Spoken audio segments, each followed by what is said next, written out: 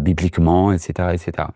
Et donc, moi, c'était mon cheval de Troie, donc c'était très, très facile.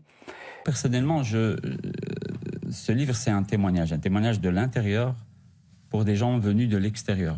Mon témoignage, moi, de l'intérieur, c'est de dire que... Je suis juste un cheval de Troie. C'est-à-dire que, naam, je déblaye un petit peu les choses pour que vous soyez...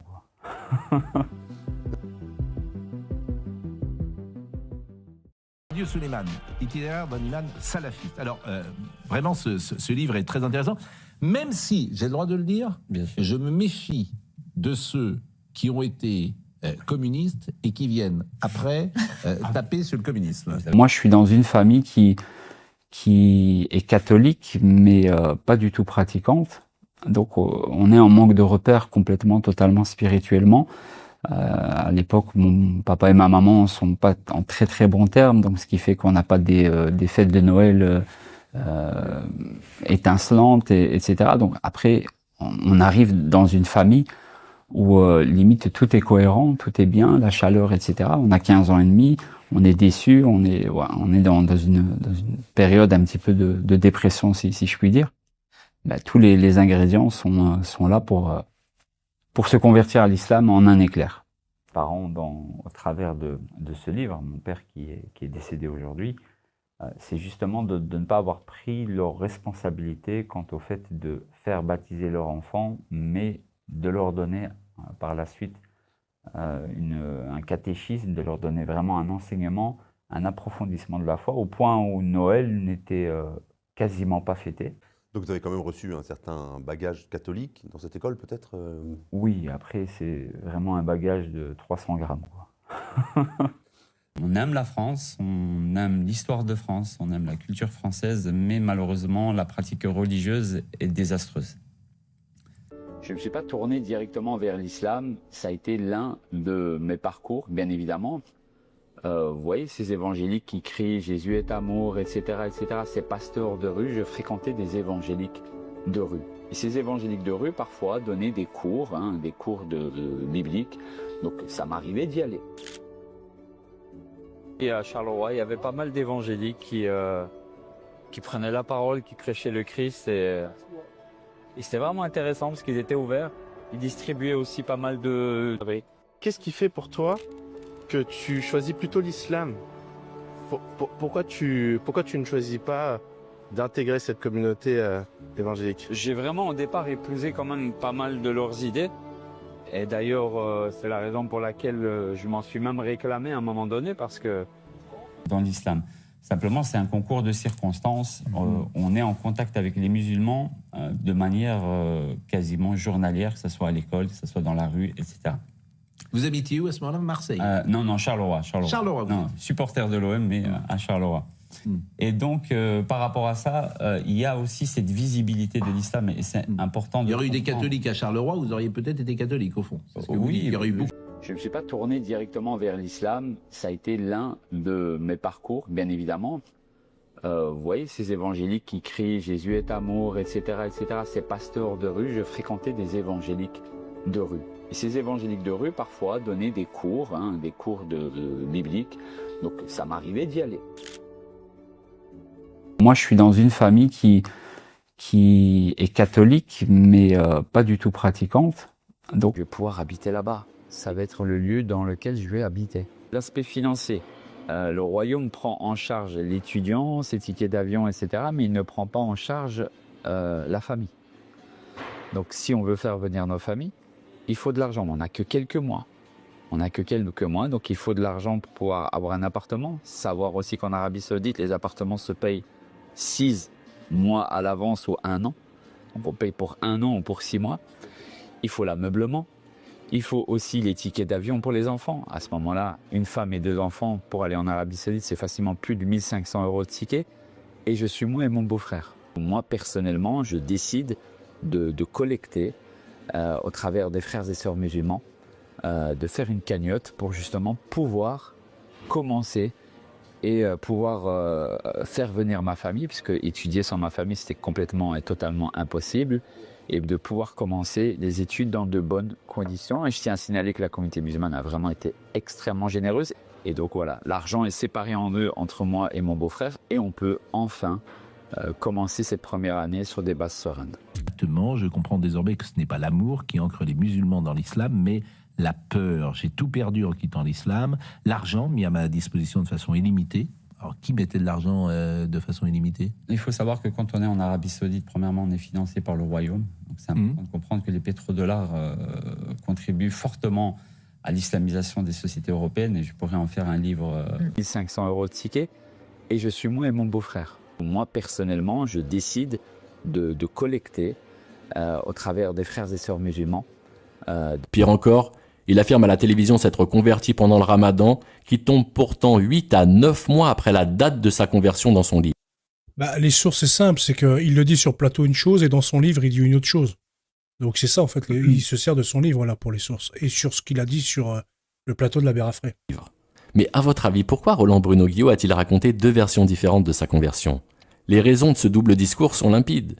Quand il était musulman, se faire passer pour un ancien savant du christianisme, ayant percé à jour les failles de cette religion, lui assurer notoriété et faciliter éventuellement les aides de la communauté musulmane.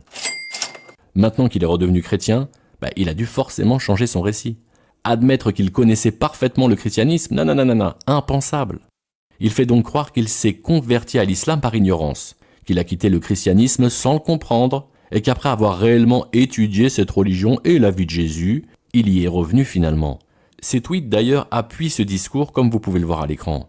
Sauf que là encore, Guillot cache la vérité. Sur son ancienne chaîne Dailymotion, toujours active au passage, il livrait des réfutations du christianisme contre l'abbé Pagès. Alors même si son prétendu statut d'expert du christianisme dans son récit de conversion version musulmane est clairement exagéré, ces vidéos prouvent qu'il connaissait bel et bien le christianisme et la vie de Jésus. S'il esquive aujourd'hui d'admettre publiquement cette connaissance, c'est pour ne pas détruire son discours identitaire auprès des non-musulmans. Car pour séduire un auditoire friand des discours anti-islam, il vend l'idée d'une conversion impulsive, fruit de la déchristianisation de la France et de parents soi-disant dénués de toute pratique religieuse. Au final, comme tout mythomane qui se respecte, Roland Bruno Guillot fabrique des histoires pour capter l'attention et manipuler son entourage. Tout cela pour répondre à un besoin de reconnaissance et d'admiration. Et ces mensonges visent toujours à répondre aux attentes de son auditoire, c'est une évidence. Sauf que comme je l'ai déjà dit, ces mensonges ne tiennent pas une seule seconde face à un examen sérieux. Bibliquement, etc., etc. Et donc, moi, c'était mon cheval de Troie, donc c'était très, très facile. Et on se retrouve. Alors que, en fait, je suis juste un cheval de Troie. C'est-à-dire que, naam, je déblaye un petit peu les choses pour que vous soyez... C'est exactement comme si, actuellement, en Palestine, une Palestinienne allait vers un soldat colon israélien pour pouvoir coucher avec lui. Donc là, c'est pas seulement qu'elle va voir le tarot, c'est qu'en plus, ce sont des gens qui en plus maltraitent ton peuple. Parce que s'il contrevient à l'un de ces critères, les enfants d'Israël ont un argument pour eux, pour dire c'est un faux prophète. Donc nous, on aura perdu. En gros, on suivra un faux prophète, comme tant de personnes qui suivent d'autres faux prophètes à travers le monde. Il a un autre itinéraire. Par contre, ce qu'on appelle El Mithaq et le Ahd, eh bien, c'est avec l'alliance. Donc l'engagement qui va être fait avec Abraham, là, ce sera avec Isaac. Et c'est ce que... J'essaie de lire un petit peu ce que vous racontez. Bon, je vois qu'il y en a qui sont un petit peu à l'ouest.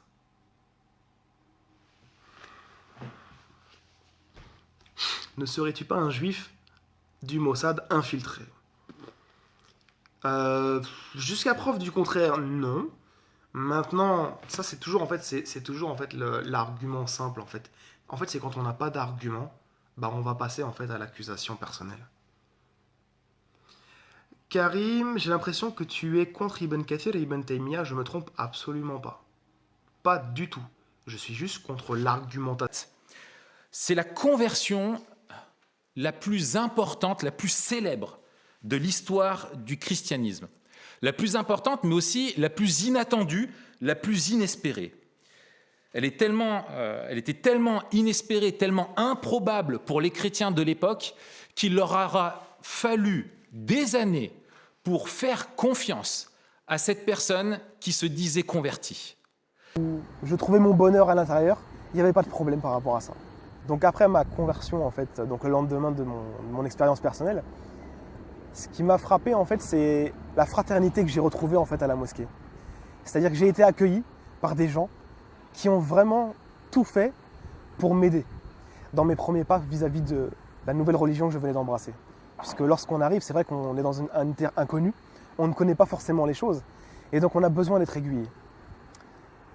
La première chose que j'ai faite, c'est de faire don de moi-même et une sorte de soumission à son ordre, ce que je trouvais en fait logique et ce que j'avais retrouvé en fait dans le texte biblique que j'avais quand même déjà pas lu entièrement, mais j'avais déjà côtoyé un petit peu l'aspect. Donc si tu veux, quand j'ai commencé à creuser, je me suis rendu compte que ça avait l'air bien, et puis ça a fait en fait le déclenchement de ma conversion que j'ai fait par la suite.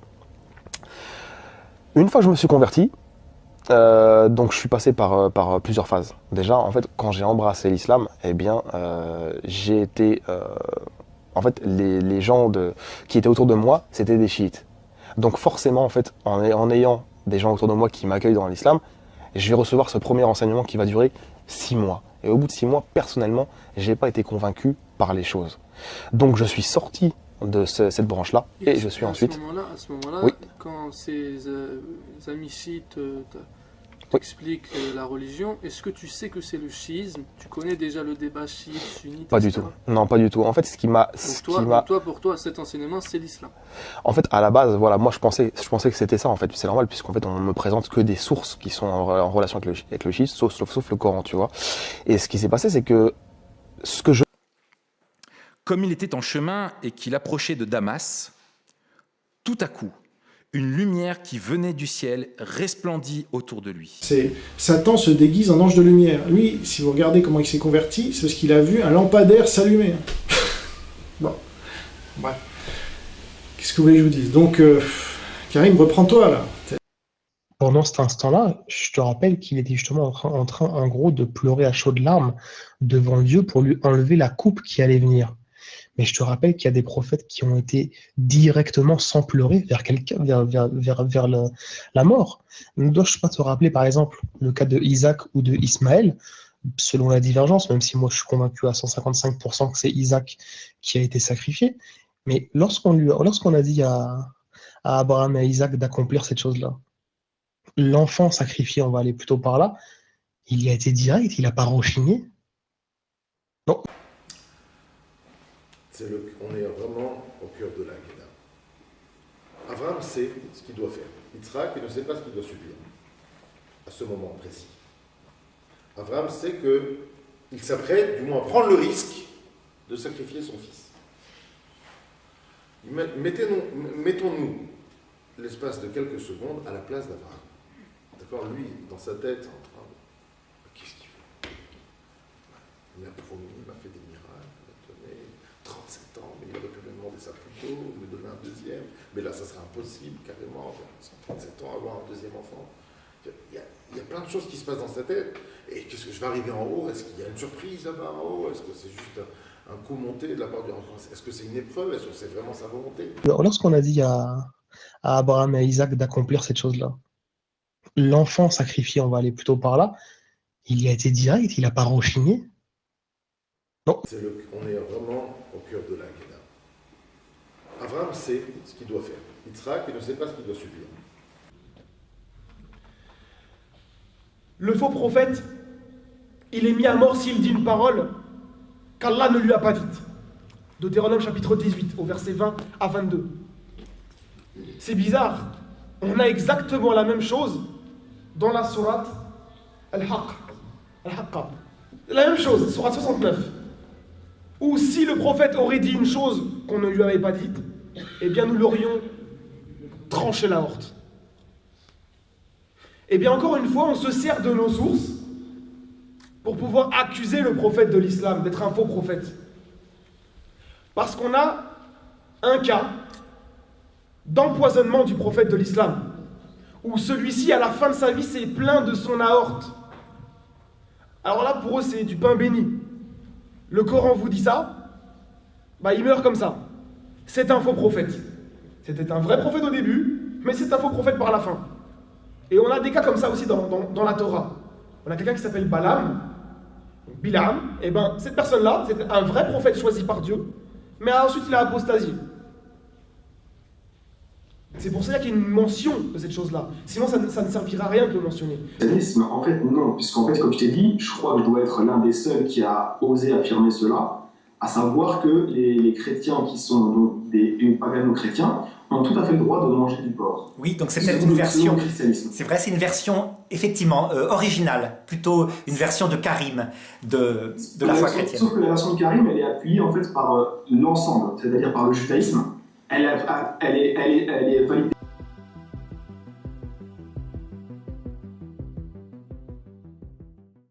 Et la résurrection du Christ, qui sera mise en avant en 2027 dans la suite de la Passion du Christ.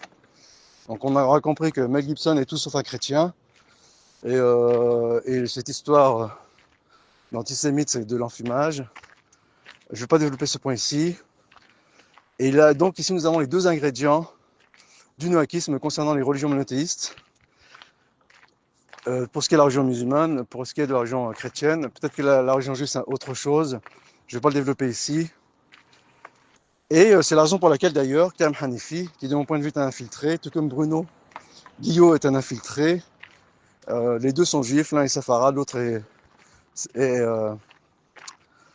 il est askénaze, selon son propre aveu. Il faut savoir que Bruno, de son propre aveu, contrairement à ce qu'il a évoqué dans ses déclarations récentes, interventions récentes dans les médias français, qui lui ont accordé une tribune, donc ce n'est pas anodin. Il faut replacer cela avec l'objectif que je suis en train de mettre en avant.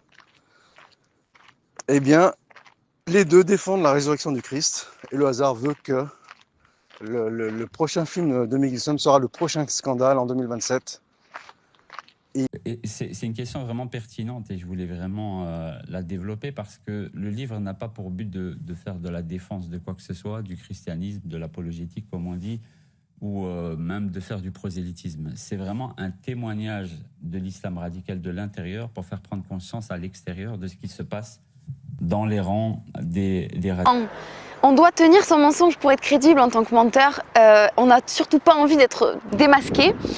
Donc des fois, on fabrique des mensonges par-dessus nos mensonges pour justifier nos mensonges, pour pas se faire démasquer. Parce que souvent, ça se voit en fait. Les menteurs, s'ils sont pas très doués au début, ils peuvent se faire choper. Et donc, on invente des mensonges par-dessus nos mensonges, qui couvrent nos mensonges. Et on fait des empilades comme ça de mensonges. Et puis, il faut les tenir toute la vie, comme j'ai dit précédemment. Ce qui fait que c'est un cercle vicieux vraiment très difficile à stopper. C'est vraiment très difficile de le stopper, aussi parce que c'est une habitude.